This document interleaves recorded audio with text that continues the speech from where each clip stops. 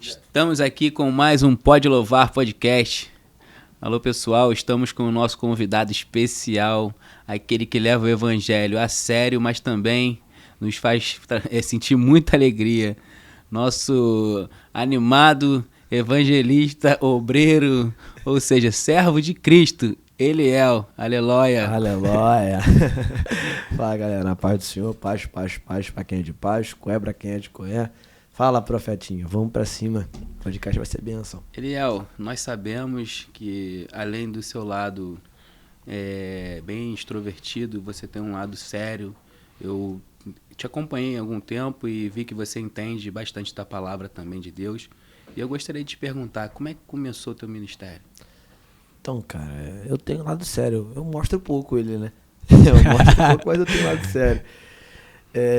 Filho de pastor, né, cara?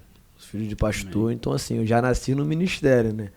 Porque eu sempre fui aquele crente bombril dentro da igreja, eu não tive tempo de descanso, né? Então eu, quando não tava tocando a bateria, tava cantando, quando não tava cantando, tava na portaria, eu tava limpando a igreja, eu tava arrumando um banco, fazendo alguma coisa. E eu comecei a pregar assim, bem novo, né? Bem criança, em cultos infantis e tal, em outras igrejas. Só que na minha fase da adolescência ali, cara, eu fui bem tribulado. Na fase da adolescência ali eu virei a cabeça, não queria saber de nada, sabe? Porque eu era muito pressionado por ser filho de pastor também, essas coisas. A cobrança era maior. Muito alta. Então eu meio que chutei o balde assim, num modo meio chulo de falar. Mas com os poucos Deus tem seus meios, né, mano? De nos colocar no seu esquadro ali, colocar no seu caminho ali. Foi aprumando. E ali eu voltei a pregar mesmo com seriedade ali por volta dos 17 anos. 17 anos. E fui ali entrando na olaria de Deus, né, mano? Deus foi trabalhando o vaso, tratando o vaso. E tamo aí 5 anos nessa caminhada aí, levando com seriedade, 5 anos pregando a palavra de Deus aí. Então você era o crente literalmente disponível, né? Eis-me aqui, fazia tudo. Literalmente. Corria pra portaria, depois corria pra altar, pegar o microfone. Me perguntam assim, Eliel, o que você fazia na igreja? Eu falo, difícil é ver o que eu não fazia. Multiuso. Pra tu ter ideia, eu já fui regente do conjunto das irmãs, cara. Meu Deus. já regi as irmãs, já regi homem, já regi jovem. Fui líder de evangelismo, fiz peça de teatro, já fui líder de jovem. Já cantei em Ministério de Louvor, já fui líder de Ministério de Louvor, baterista, trompetista, tecladista, já dirigi culto, preguei. Mano. Bacana, né? Enfim, um crente multiuso. E dentro dessa correria aí, multiuso, você é aquele que todo mundo dizia assim, filho de pastor é aqueles mais problemáticos, né? Uhum. Nesse período aí você era problemático ou era só multiuso? Eu era, mano. Eu era porque eu era muito inconsequente, pô. Eu era muito inconsequente na minha cabeça, aquilo que a gente fazia morria ali, entendeu? Porque, bem na verdade, né, cara, essa não era só um mal meu, é um mal de muita gente que é filho de crente. Porque o filho de crente, ele nasce ali, então ele não tem muita ciência do que é a parada, sabe? Ele não tem aquela consciência do que tá acontecendo ali. Quando uma pessoa vem de fora, vem do mundo, ela sente em si aquela mudança. Então, quando a pessoa nasce em berço evangélico, Sim, pra ele, tudo aquilo ali, mano, é normal, sabe? Você se familiariza com a igreja, você sente que a igreja é mais um lugar que você vai desde criança. Quando a pessoa vem do mundo, não, eu sei que é diferente. Por quê? No baile funk, a situação era outra. No pagode é outra parada. Então, quando você é criado na igreja ali, cara, você sente meio que é só mais um lugar. Então, eu era muito atribulado, muito atribulado. Inclusive, por isso que eu não avancei mais. Não cresci mais. Isso me atrapalhava muito em avançar em muitas áreas, em ter a confiança de algumas pessoas da minha igreja, que não botavam muita fé em mim, entendeu? Mas aprove a Deus trabalhar o vaso. glória. E você, quando fala trabalhar o vaso, a gente pode entender, como você veio de origem cristã, né? Uhum. Eu lembro da história de Jó. Jó, ele nasceu em berço cristão, então ele já conhecia a palavra, só que ele não tinha experiência com Deus. Uhum. E quando ele teve aquela grande experiência, né, que todo mundo conhece, ele pôde falar, né? Sim. Que antes ele conhecia Deus de ouvir falar, mas agora... Os olhos podiam ver. Foi aí que foi a virada de chave na minha vida, poxa. Isso que eu queria te perguntar, aonde você teve essa virada? Qual foi a tua maior experiência com Deus para você entender quem Ele realmente era na tua vida? Foi ali no divórcio dos meus pais. Nossa. Que foi uma parada um pouco pesada, porque meu pai é um pastor muito conhecido na cidade. E, mano, a verdade tem que ser dita, que crente tem memória curta, sabe? Infelizmente é isso. Eu vi meu pai se dedicar à obra durante muitos anos, minha mãe se dedicar durante muitos anos. E no momento que eles precisavam ali de um apoio mesmo no meio evangélico, pastores viraram as costas, membros viraram as costas, obreiros viraram as costas, igrejas viraram as costas. Parece que tinha gente torcendo já pra dar errado. Então nesse tempo eu fiquei meio que sozinho, cara. Fiquei meio que sozinho e foi basicamente igual o Jó, né? Perdi tudo ali, fiquei assim, ó, relento. E ali eu conheci Deus de verdade. Um Deus que me sustentou quando quem eu precisava que estivesse não estava. Um Deus que me abraçou quando os abraços que eu recebi eu sabia que eram de falsidade. Você vai conhecer Deus de verdade quando o seu limite chegar, sabe? É verdade. Quando o nosso limite chega, mano, somente Deus tem a capacidade de mudar realmente o nosso caminhar, a nossa história, nossa vivência, nosso quadro, nosso capítulo, sabe? E eu tinha chegado no meu limite. Quando eu cheguei no meu limite, que eu falei que eu não tinha mais jeito, não estava mais aguentando a pressão, eu comecei a me aprofundar mais em Deus, conhecer mais da graça, da misericórdia de Deus e ver que até no meu limite, Deus ainda tem grandes coisas para poder me revelar. E aí eu comecei a conhecer mais esse Deus e estamos aí até hoje. E nesse período seu de calabouço, você pensou em parar ou teve alguém para te dar suporte? Não. Teve alguém ali para te instruir? Não. Ou foi só a experiência mesmo, você e Deus, e Deus e você, e as coisas começaram a fluir? Cara, foi realmente só eu e Deus. Porque foi uma parada complicada, que minha mãe ficou muito mal de um lado, minha irmã muito mal de outro, meu pai muito mal também, e eu ali no meio disso tudo. Aí, no meio disso tudo, a liderança do Ministério de Louvor saiu da igreja. Aí quem vai assumir minha liderança? Você. Eu, que só cantava agarrado na minha irmã. Aí eu assumi e tal, e foi uma parada que eu via literalmente Deus me sustentando dia após dia. Entendeu?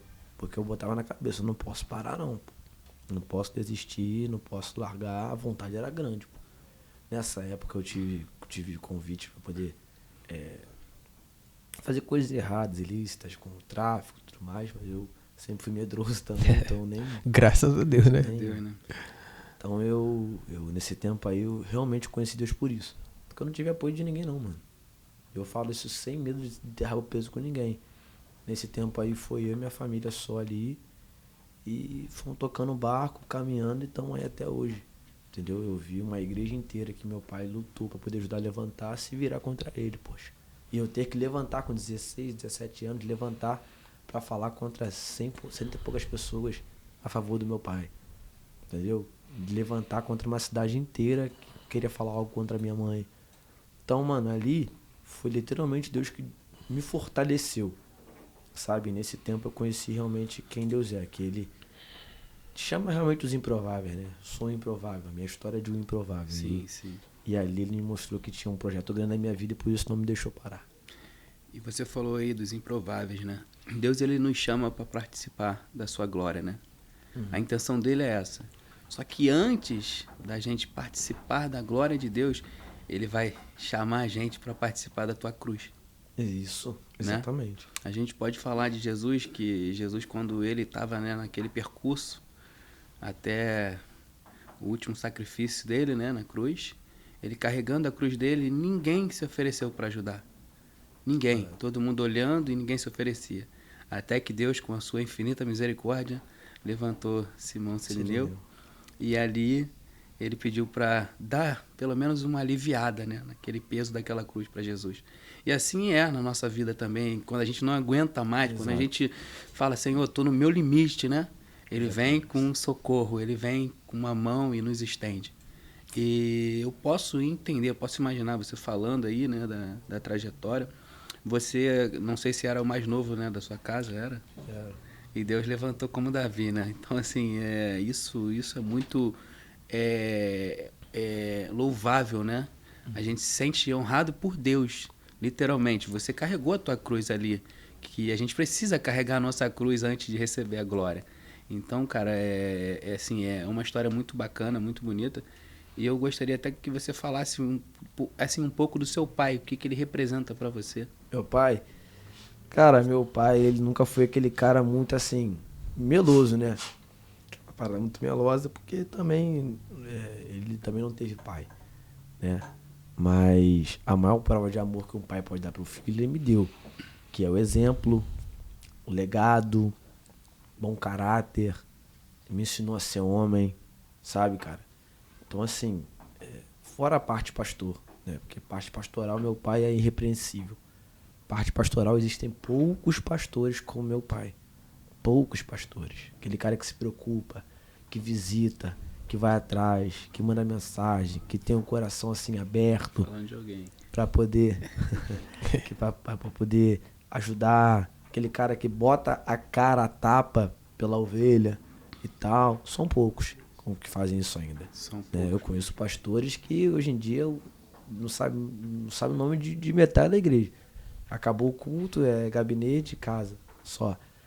Então a parte pastoral, meu pai é irrepreensível e qualquer um que conhece ele sabe disso. Meu pai foi irrepreensível na sua juventude como obreiro, irrepreensível servindo na igreja dele, quando ele começou no ministério de Pebetá, muitos anos atrás, irrepreensível como pastor, entendeu, mano? E como homem, ele me ensinou uma lição que eu nunca... Eu tenho esse jeito meu assim, né? Então parece que às vezes quando a pessoa tá falando, parece que eu não ouço, né? Mas uma vez dentro do carro ele falou algo comigo que eu nunca mais esqueci e sempre falo que ele me ensinou. Que existem valores que o dinheiro não compra. Existem valores que o dinheiro não compra. Então, como homem, ele me ensinou a importância de ter responsabilidade, a importância de ter palavra, sabe? Que a palavra é igual um tiro. Depois que vai, não pode voltar. Pode voltar. Então, ele batia muito nessa tecla comigo, que eu sempre fui um cara muito inconstante. Tudo que eu começava eu não terminava, seja relacionamento, seja curso, seja trabalho. Tudo que eu começava eu não terminava. Ele falou assim, cara, você vai ser esse cara inconstante até quando? Você tem que aprender a ter constância. Se você deu a tua palavra que vai começar, comece e termine, vá até o final. Então, como homem, meu pai, ele representa pra mim minha maior referência. É a maior referência. Eu tenho um filho de 16 anos, né? E, cara, ele me acha às vezes... Pô, não conto nada pro senhor porque o senhor sempre me chama atenção. Nada, porra. A gente quer o melhor, né? Se a gente... É porque ele é novo. Eu era assim também. Mais novo eu era assim. Eu falava assim, pô, vou falar do meu pai, não, vai brigar comigo, que não sei o que. Eu já ficava assim, pô, ele vai falar, que não sei o que. Hoje eu entendo que ele falava pela preocupação dele do homem que eu ia me tornar. Sim. Porque eu vou ser pai também um dia, né, mano? Eu vou ser pai e aquilo que meu pai me passou, eu vou passar pro meu filho. Então ele tinha que me passar alguma coisa. Ele tinha que me deixar algum legado, ele tinha que deixar algo na minha mente. Então, o que eu vou ensinar pro meu filho é o que eu aprendi com meu pai. Meu pai me deu muitas broncas. Também, né? Eu não era fácil, né? Eu dava muita dor de cabeça. Mas meu pai sempre me mostrou que eu valia a pena a bronca que ele me dava. Porque pior do que o pai que dá bronca num filho é o pai que vê o filho fazendo tudo de errado e age como se não tivesse nem aí, pô. Verdade. Eu também nunca tive pai, né? E eu, tenho 3 filhos. Tenho um de 16, um de 8 e um de 1 ano e 8 meses. E, cara, eu faço tudo pelos meus filhos. E repreendo, principalmente. Então, assim, a presença, a minha figura de pai, eu olho para meus filhos, até o de 1 ano e 8. Na mesma hora ele entende. Entende? Eu entendi, Entendeu? bastante. Eu entendi. Quando meu pai me olhava, que eu já falava, ih, deu ruim. A mãe fala alto, não tá nem aí. Eu olho, acabou. Papai. Meu pai me olhava e já sabia, já achava. O que foi, Liliel? A cara tá triste? Não, deu ruim. O que aconteceu? Não, já sei que hoje tem.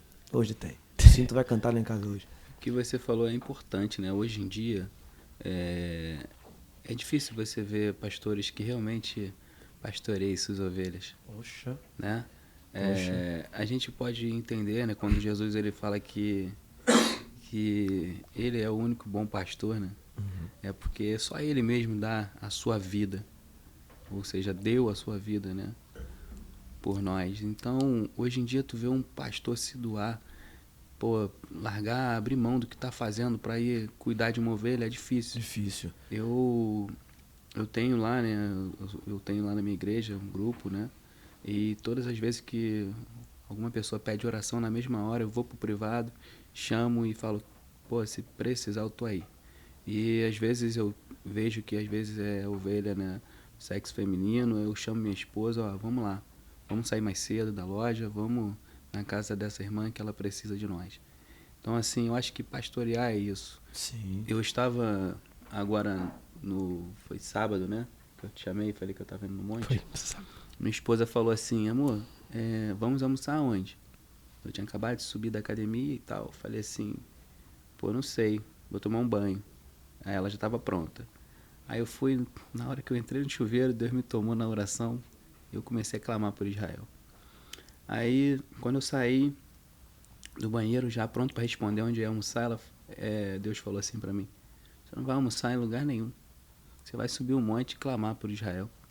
Caramba. Você é meu soldado, meu servo? Ou não? Porque enquanto seus irmãos estão em guerra lá, estão morrendo, você vai almoçar como se nada tivesse acontecendo? Você vai subir um monte e vai clamar por socorro. Eu falei, amor, eu não vou almoçar não, pode ir com o Lucas que chama tua mãe, mas eu não vou não. Eu vou pro monte, me deixa lá.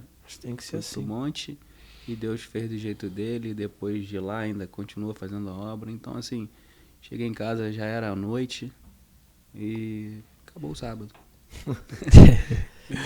É desse jeito. São raros os pastores que fazem isso ainda. Segunda-feira agora, acabou o culto, aí partimos para o monte. Eu, pastor Eliseu, meu pastor, né? O meu amigo Matheus Rocha, cantor Matheus Rocha, e o meu tecladista, Michael. A gente subiu pro monte, só que antes a gente comeu ali no monte do azeite. Já foram no monte do azeite? Eu sempre Eu fui ia falar chamado, muito, mas não nunca fui ainda fui. não. Bom, vocês têm que ir no monte do azeite, o negócio lá é diferente. Aí perto do monte assim tem as barraquinhas que vende negócio de comer e tal, a gente tentou comer um pastel.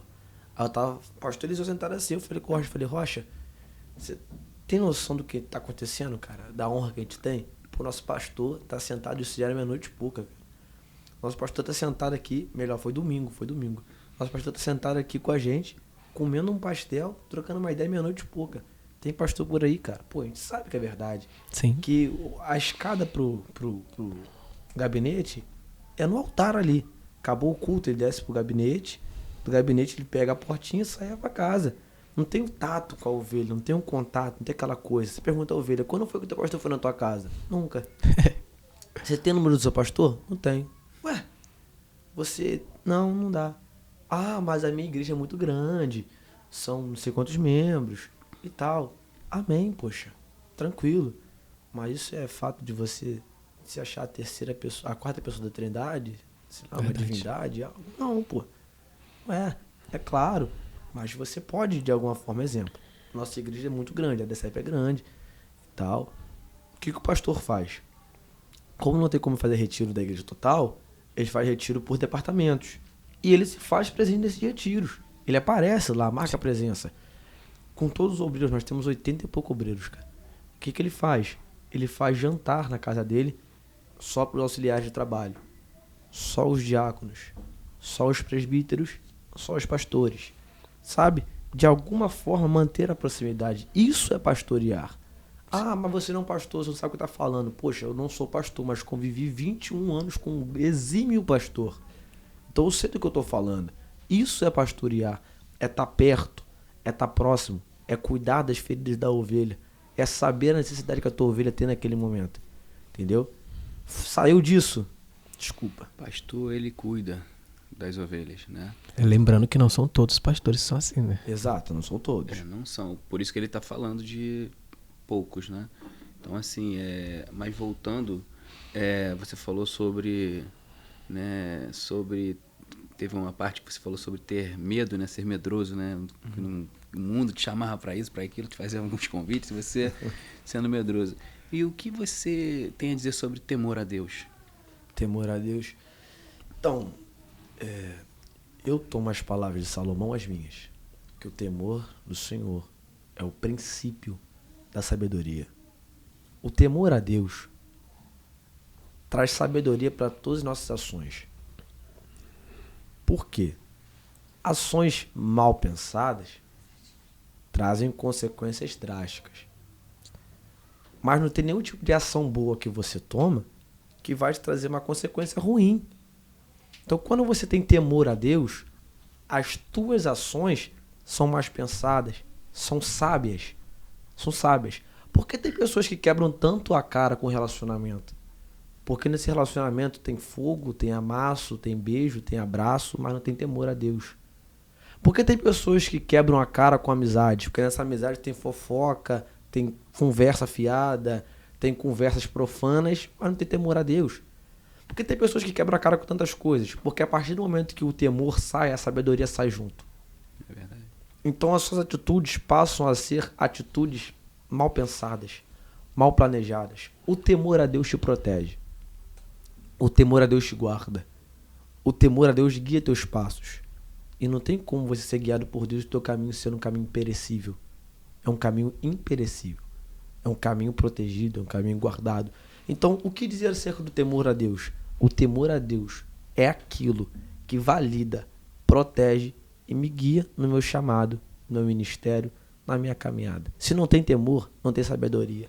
Se não tem sabedoria, não tem assertividade. Se não tem assertividade, tem inconstância. Se tem inconstância, tem queda, falha. Se tem queda, falha constante, tem iniquidade. Se tem iniquidade, não tem a presença de Deus. Se não tem presença de Deus, não tem mais nada. Sai o temor, né? Sai o temor. Perfeito, é verdade. Se não tem nada, não tem temor, né? E aqui a gente pode falar, né? Ele é o que, assim, esse lado, né? É bom a gente expor, a gente colocar, porque às vezes a gente olha para um jovem, né? Que você é um jovem, um rapaz que for bem extrovertido e que leva o evangelho como se deve levar, né? Com alegria e principalmente, agora você acabou de completar aquilo que a gente deve mostrar para quem às vezes fica na dúvida, né? Será que tem temor? Brinca muito, né? Aleluia e tal. Será que tem temor? Então hoje, por isso que eu te fiz essa pergunta, porque às vezes a gente quer... a gente é guiado pelo Espírito Santo. Aqui não tem roteiro, aqui a gente não escreve nada antes de falar. Aqui é tudo ao vivo e aqui é tudo realmente como o Espírito Santo manda. E o Espírito Santo falou, faz essa pergunta para ele, porque tem gente que está assistindo, que está... assim, será que tem temor a Deus? Porque brinca com aleluia, brinca com algumas coisas, e você fez um relato, você descreveu de uma forma muito sábia e ao mesmo tempo eu posso dizer que com uma autoridade espiritual, porque são poucas as pessoas que vão discernir dessa forma e descrever da forma que você descreveu. Então, cara, eu acho que é perfeitamente isso que você falou. Foi tudo muito bem colocado sobre o temor. E para poder mandar um recado para você que está assistindo aqui, o temor a Deus que eu tenho, eu não demonstro quando eu posto um vídeo para você ver.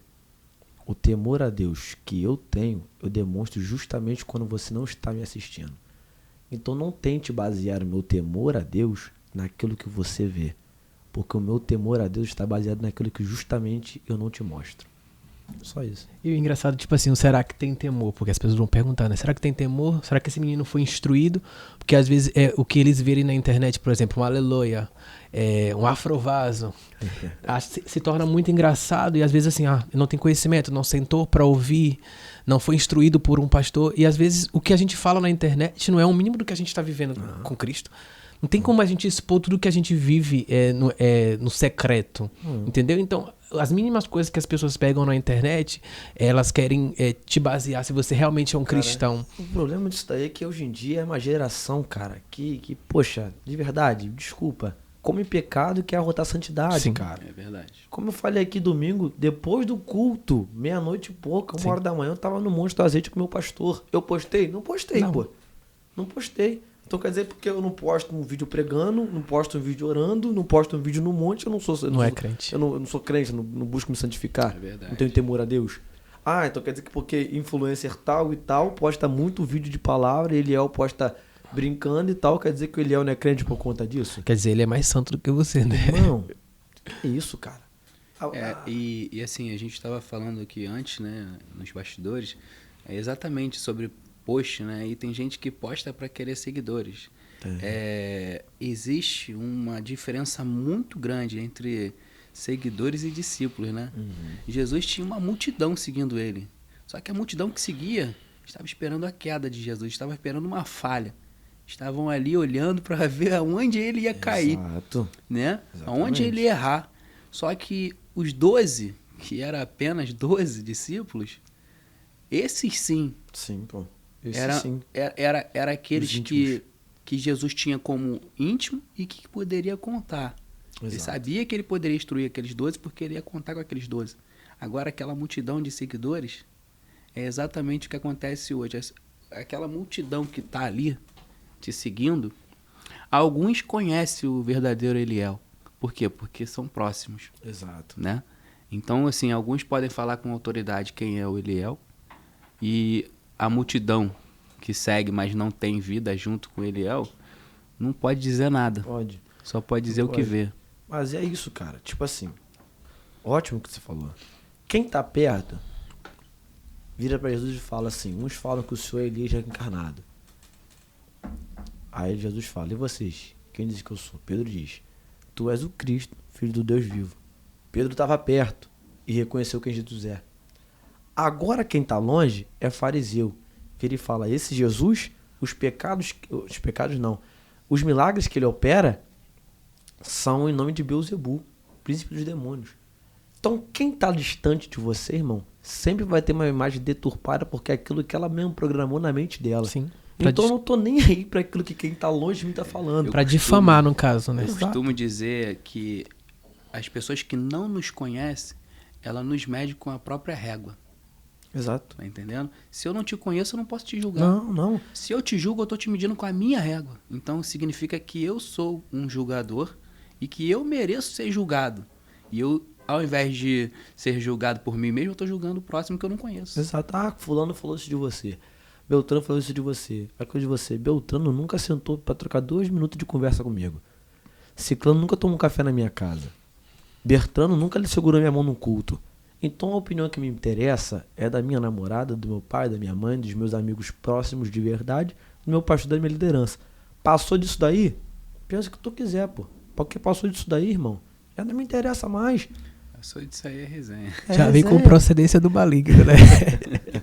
É procedência, mas Passou disso, já é procedência do maligno. Porque o que vem é sempre ruim, né? Ninguém vai dizer uma coisa boa a respeito de você se não te conhece. Cara, e assim, na internet a gente passa aquilo que a gente quer passar. A verdade é essa. E eu não quero passar uma imagem de santarrão na internet, mano. Não vim pra isso, não presto pra isso, não sou isso. Quando eu tô no altar, o negócio é sério. Sim. É sério, levar a palavra com seriedade, ministro a palavra com seriedade, sei quem me, como falei, sei quem me usa, quando me usa, por que me usa, pra quem me usa, eu sei disso. Só que saiu dali, mano, aquele Eliel que tá no Instagram, se você perguntar a qualquer pessoa do meu convívio, aquele ali é o Eliel, o Márcio Eliel, pros íntimos, o Dili, que é meu apelido, né? Aquele sou eu mesmo, sou um cara resenha, brincalhão, extrovertido, espontâneo, entendeu? Então assim, eu não nasci pra me enquadrar num padrão, pra passar pra galera um padrão, não, mano. De uma coisa que você não é, né? Não, quando eu sinto de postar um versículo bíblico, vou lá e posto, quando eu sinto de postar uma pregação, vou lá e posto, e tal, sinto de postar uma resenha, vou lá e posto, porque eu já tive muito testemunho de pessoas que estavam enclausuladas em depressão. Olha só, mano, esse aqui é muito forte.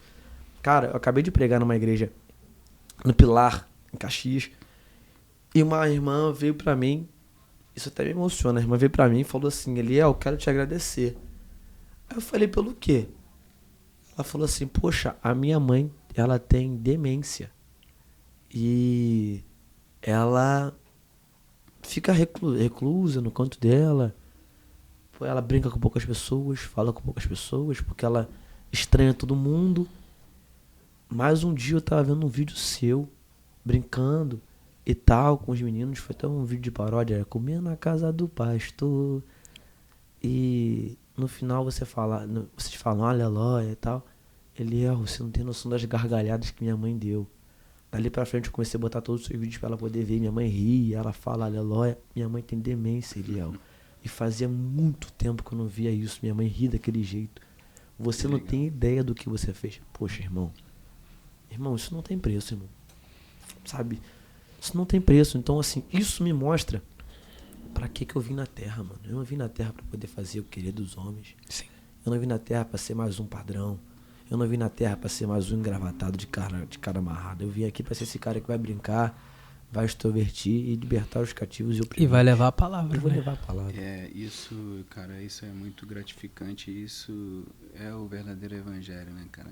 É aquele que você faz e, assim, você joga a semente, né? Deixa que o Espírito venha lá e faz o restante.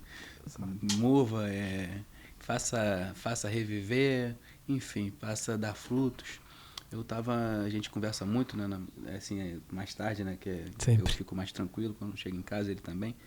E aí a gente fica se falando no WhatsApp, aí ele, e aí, cara, como é que tá? Não sei o quê, como é que tá o dia, como é que foi a semana e tal.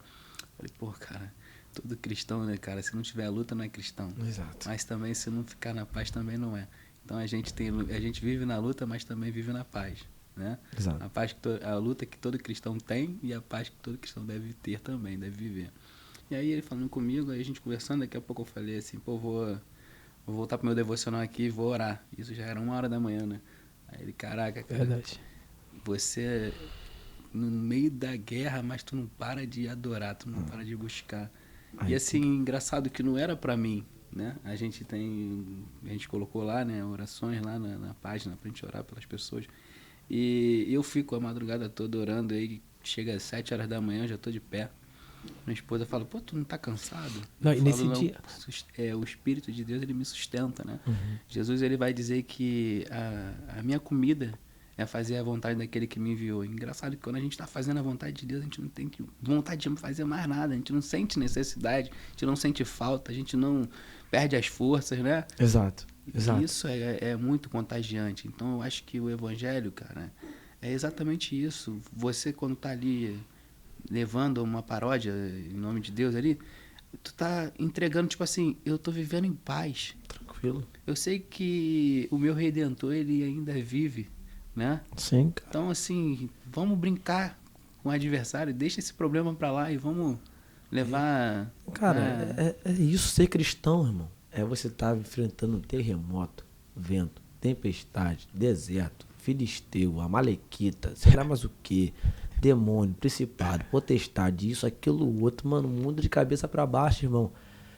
E tu tá na paz que excede todo entendimento, entendeu? Porque para os outros, né, o evangelho é loucura, né? E realmente é loucura, é muito louco tu ver um cara que tá passando um monte de doideira, um monte de problema e tá tranquilão, brincando. E, irmão, é isso. Pô, quem me vê no Instagram brincando não sabe as guerras que eu trago. Com Você nem vai certeza. saber, pô. Uhum. São minhas guerras. Aquele vídeo que eu te mandei lá do carro enguiçado no engarrafamento. Aí que ele me mandou mensagem, né? Aí eu voltando da loja, o carro do nada parou no meio do trânsito. Engarrafamento total. Eu consegui empurrar pro cantinho. Aí fui lá dentro do shopping, ali no Via Parque, peguei, comprei uma água de 1,5 litro. Aí voltei, já comecei a orar a garrafa e tal, e vim devagarzinho. Abri o capô, fui lá, olhei, falei, vou botar essa água aqui. Aí comecei, falei, Senhor, enquanto eu tô jogando essa água aqui, o Senhor venha tocar, onde tem que tocar e esse carro venha funcionar. Eu preciso chegar na igreja daqui a pouco. Que Só era crente assim, faz pô, essas coisas de maluco, crente, né? só crente. e comendo amendoim. Aí coloquei, daqui a pouco eu falei, agora vai, Senhor. Pegou o carro. Aí eu tô indo embora, ele, e aí? Eu falei, eu vou passando pela prova, dando glória a Deus. Eu dizia irmão Lázaro. Não, é engraçado que ele tava falando de oração, né? E a gente tava conversando na madrugada. Eu falei, vamos fazer um propósito de oração. Vamos orar por algumas vidas. E aí eu usei a página, né? Eu falei, botei um pedido de oração lá. E aí começou a crescer o número de pedidos. Aí ele, Michael, poxa, a gente vai orar, já tem 300 pessoas. Eu falei, meu Deus, não tem como a gente pegar o nome de todo mundo e sair orando por nome específico, nada. né? Falei, vamos orar por todo mundo e Deus sabe quem botou o nome lá. Ora por ordem alfabética. Para Deus abençoe todo mundo com A, todo mundo com B, com C. Ele Não, queria, ele falou, eu vou passar até 7 horas da manhã orando. Eu falei, gente, mas não tem necessidade. É porque assim, cara, eu gosto de fazer tudo com muita excelência, entendeu? Então quando eu não consigo fazer, eu meio que fico... Cara, eu não dei o meu melhor. Não Sim, não sei saiu como do é que jeito é. que tinha que sair. É pra Deus, então, pô, esquece. É pra Deus, então tem que dar o meu melhor. Sim. Então eu fiquei assim, eu falei, caraca, Michael, poxa, essas pessoas estão precisando de mais de ajuda. Por exemplo, eu, né, assim, Deus me usa muito pra câncer e o Mike postou um vídeo meu lá, que Deus me usou para um senhor, né, que tinha recebido um diagnóstico de morte de 2 dias. E Deus me usou. Eu tava fazendo uma mudança, na minha mudança, e trabalhando ao mesmo tempo. Aí, quando a menina colocou lá no grupo da igreja que o tio dela tinha recebido o diagnóstico de 2 dias de vida, aí eu chamei ela no privado. Falei, vem cá, teu tio tá com câncer? Porque tu não colocou a enfermidade. Ela falou, nossa, eu não tinha colocado, ele tá com câncer. Falei, mas não é pra morte. Aí comecei a perguntar a idade, perguntar tudo, e Deus me usa muito pelos números, né? Aí o número terminava sempre com a trindade, dava sempre 3 no final. Aí eu falei, ó, Deus está no controle de tudo, e isso é para honra e glória de Deus e para unir algumas pessoas da família. Me leva lá onde ele está urgente. Ela falou, eu não sei se pode entrar, mas o senhor pode, senhor pastor. Eu falei, com a carteirinha eu entro. Tava lá no Pedro Ernesto. Aí eu fui lá 9 horas da noite. Cheguei em casa, era 1h pouca da manhã. Caramba. E Deus fez, né, lá no hospital, e falou para ele assim, os 2 dias que você ganhou de vida, apenas, eu tô te dando de alta. Caramba. Daqui a 2 dias tu vai receber a alta e vai estar. E já está curado, em nome de Jesus. Só que assim, fez todo o trabalho, né? Tinha que liberar um perdão pro pai dele, que já tinha falecido e tal. Enquanto ele fazia aquele exercício de liberar o perdão junto comigo, conforme estava repetindo, ele ia estar sendo curado, ia estar expulsando toda a enfermidade. E assim foi, assim aconteceu. Então assim, aí muita gente fica, agora, quando vê o vídeo, aí tem gente que me chama no privado e tal, assim, que pede pra... Tem 2 casos agora de câncer, né? Tu viu aquela menina de 30 anos, que é lá de Espírito Santo. Só que assim, eu fico tentando fazer o máximo para eu ir até a pessoa, entendeu? Só que às vezes é difícil, né? Que a gente tem a nossa rotina, a gente tem aqui a nossa vida e é complicado. Mas eu falo pro Michael, pode falar aí. Tem um amigo do pai dele, falei, pode falar, cara, a hora que quiser. Lá na Bahia. Lá na Bahia. Então, assim, o evangelho é isso, é sobre isso. A gente, quando o profeta Isaías ele vai falar, eis-me aqui, né, envia-me, ou seja, ele estava num momento também ali delicado, ele não estava 100% da saúde, ele estava fragilizado, por isso que Deus perguntou, quem enviarei, entendeu? Então ele falou, Senhor, me envia do jeito que eu tô, entendeu? Eu tô cheio de problema aqui, eu tenho um monte de coisa para resolver, da minha vida particular, assim, sabe, minha casa, mas financeiramente, trabalho, só que, cara, o primeiro lugar é o reino. Exato. Entendeu? Sempre. Se eu tô aqui, entendeu? E eu tô disponível, desde o momento que eu falei eis-me aqui, o eis-me aqui é tudo de si pelo tudo de Deus. Forte. Entendeu? Então, assim, cara, a gente tem que dar o nosso máximo, o nosso melhor, entregar realmente a nossa vida, porque um dia foi entregue uma vida pela minha, né? Sim. Então, cara, eu acho que o evangelho é sobre isso, é a gente realmente cuidar, realmente se entregar, realmente se envolver.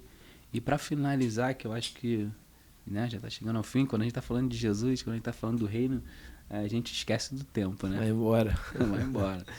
E eu queria finalizar perguntando o que você tem a dizer sobre a situação de Israel que a gente está vivendo hoje, né? Que a gente está acompanhando aqui, né? O que você tem a dizer, o que você tem a orientar também para quem é cristão e está acompanhando essa situação de longe? Acerca de Israel, para quem não é cristão, eu digo que você já ouviu isso 300 vezes ou mais, mas a verdade é que Jesus está voltando. A palavra diz que nos últimos dias teremos rumores de guerra, nação contra nação, reino contra reino, e cada dia mais isso tem se mostrado, né? Para você que é evangélico, a palavra diz que quem está limpo, limpe-se mais. Quem está sujo, suje-se ainda. Para você não tem muita coisa a dizer. A verdade é que ele está voltando e você sabe disso melhor do que eu. Os sinais estão à porta, né? Porque se fala isso há tanto tempo e a gente acaba pensando, pô, meu tataravô falava, meu bisavô falava, meu avô falava, meu pai falava, não aconteceu até hoje. Pois é. Cuidado para não ser justo na tua vez que vai acontecer. E esperamos, né, que isso pare. Permanecemos orando para nossos irmãos que estão em Israel. Sim. Poxa, a cada número de mortes que aumenta é uma dor maior, né? Mas é tudo fruto de uma decisão antecipada, né? Até hoje, os descendentes de Isaac, os descendentes de Ismael estão brigando por uma decisão antecipada de Abraão, né? Deus fala que vai dar um filho a ele, ele quer antecipar a promessa e tem Ismael. Até hoje, eles estão ali guerreando, mas cremos que isso vai acabar, que isso vai passar em nome de Jesus. E Maranata. Ora vem, Senhor Jesus. É exatamente isso, né? Uma reflexão sobre a volta de Jesus, né? E aquele que tá ali, né? Trabalhando, que possa vigiar, porque a hora que o senhorio, né? A hora que o dono da casa vai voltar, ninguém sabe. Ninguém sabe. É isso aí. Ninguém Então, sabe. aquele que está de pé, cuide-se para que não caia. Exatamente. E essa palavra é para quem está de pé, quem julga estar de pé. Porque quem está caído já está caído. Resta você que está de pé estender a mão para levantar quem está caído e fazer aquilo que o Senhor te ordenou, se realmente você vive diante de um Deus que é fiel. Você que é subordinado, você também deve ser fiel. Isso aí. Examine esse homem a si mesmo e vamos pra cima. A verdade é que não tem mais como esconder. Não tem mais como tentar apagar. Não tem mais como tentar botar debaixo dos panos. A Bíblia é o livro do futuro que está se cumprindo no nosso presente. Jesus está voltando. Queira o homem ouvir ou não. Quem tem ouvidos, ouça aquilo que o Espírito diz à igreja. Jesus Cristo está voltando. E se eu fosse você, eu voltava para ele antes dele voltar para você. Eita. E Maico, É isso aí, né? Não tem mais o que falar. É só o que você agradecer. tem a dizer sobre Israel? Sobre Israel, é o que ele já deixou bem claro, né? Acerca da guerra que vive entre Isaac e Ismael, né? É cumprimento da palavra. Não tem o que retrucar. A gente agora ora por Israel para que cesse essa guerra e continuar propagando o evangelho e sabendo que Jesus está voltando, né? Cumprimento da palavra para finalizar, né? Que foi o que a gente acabou de citar aqui, cumprimento da palavra.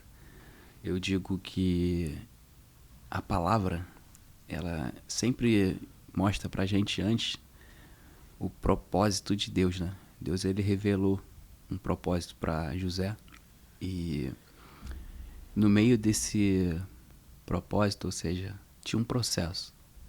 E todo processo é revelado dia após dia. Não é revelado antes como é o propósito. Porque quando há um propósito, o processo, ele não pode ser revelado da mesma forma que o propósito é. Porque o processo, se você souber antes, você não consegue chegar no propósito. Então, hoje, você que tem um propósito, cumpra todo o seu propósito, o teu processo, de acordo com cada dia. Não tente antecipar o processo, porque se você antecipar o processo, você vai naufragar Isso aí. e não vai chegar no propósito. Então, hoje, que a gente possa entender que Israel faz parte do nosso propósito. A gente está aqui, a gente vive num país laico, onde a gente não tem limite para pregar o evangelho. A gente prega de acordo com a nossa vontade, né? Com o nosso desejo do nosso coração. Então a gente está aqui hoje porque a gente decidiu fazer aquilo que o Senhor Jesus nos ordenou, que é cumprir, é continuar a pregar o seu evangelho, é fazer o ID, e que a gente venha interceder por Israel, que a gente possa orar pelos nossos irmãos que estão lá, como vai dizer Abraão, quando Deus chega para ele e fala que vai exterminar Sodoma e Gomorra, e ele se preocupa com a sua parentela que lá estava, né? Ele pergunta ao Senhor: Senhor, mas se tiver 50 justos, você pouparia toda a cidade? Se tiver 40 justos, você pouparia toda a cidade? Se tiver 30, 20, 10... E o Senhor fala: se tiver 10 justos, eu pouparia toda a cidade. Então que o Senhor possa olhar pelos justos que estão lá em Israel e venha poupar toda a cidade. Amém. Amém? Amém. Gostaria de agradecer a sua presença, Eliel, e dizer que foi muito prazeroso tê-lo conosco e saber um pouco, né, da tua intimidade, né, com Deus. Isso são poucos que conhecem, né? Sei que a gente pôde ouvir um pouco, mas saber mesmo é só quem convive contigo, quem está ali no mesmo metro quadrado, né, e está sentindo as suas dores. Porque às vezes as pessoas olham a gente na internet, na rede social, e vê a gente alegre, sorrindo, mas não sabe também as nossas lágrimas, né? É verdade. Ninguém precisa expor aquilo que só Deus precisa saber. E, cara, foi muito, muito, muito mesmo. Eu senti um prestígio muito grande em poder participar dessa mesa contigo. E, cara, que Deus continue te usando, continue te fortalecendo, e que você venha a ser, cara, coluna. Porque Deus, quando você estava falando, né, sobre ter pego, né, e assumido lá algumas partes da igreja, quando precisou, né, quando Deus falou, é contigo, abraça a causa. Né? Você não viu a idade, você não viu o cenário, você viu Cristo, né? Eu entendo isso, e Deus me mostrava uma coluna. Uma coluna que Ele tem forjado através da tua vida, e você não é só filho, você é base, entendeu? E, cara, foi muito prazeroso mesmo ter você aqui. Tenho só que agradecer. Muito obrigado. Tamo junto, mas que agradeço pela oportunidade de estar com vocês aqui no Pode Louvar, né? Top, eu gostei do nome, o nome é top. Segue lá, hein? Segue lá, Pode Louvar, segue no Instagram, segue também lá, hein? @m.elielrufino, segue lá. Aleluia. É isso aí. Mais alguma coisa, Mike? Não. Não, vai despedir do... Mike foi quietinho, não Mike vai foi despedir do homem, não? Tá. Queria agradecer. Aleluia. Eu quero agradecer também, Eliel. Foi uma honra ter recebido você aqui. Dentre outros, foi muito bom conversar com você, conhecer melhor, né? Porque na internet só vê aleluia. Mas aqui a gente conheceu um pouco do que está por trás dos bastidores, né? Que Deus continue aplanando o seu ministério e que o seu ministério seja forjado muito em Deus, para que muitas vidas possam ser alcançadas. Glória a Deus, amém. Amém. Amém. Amém, meus irmãos, vocês que acabaram de nos assistir. Que Deus abençoe a vida de cada um, a família, os lares. Que vocês possam também interceder por Israel. A paz de Cristo. Amém.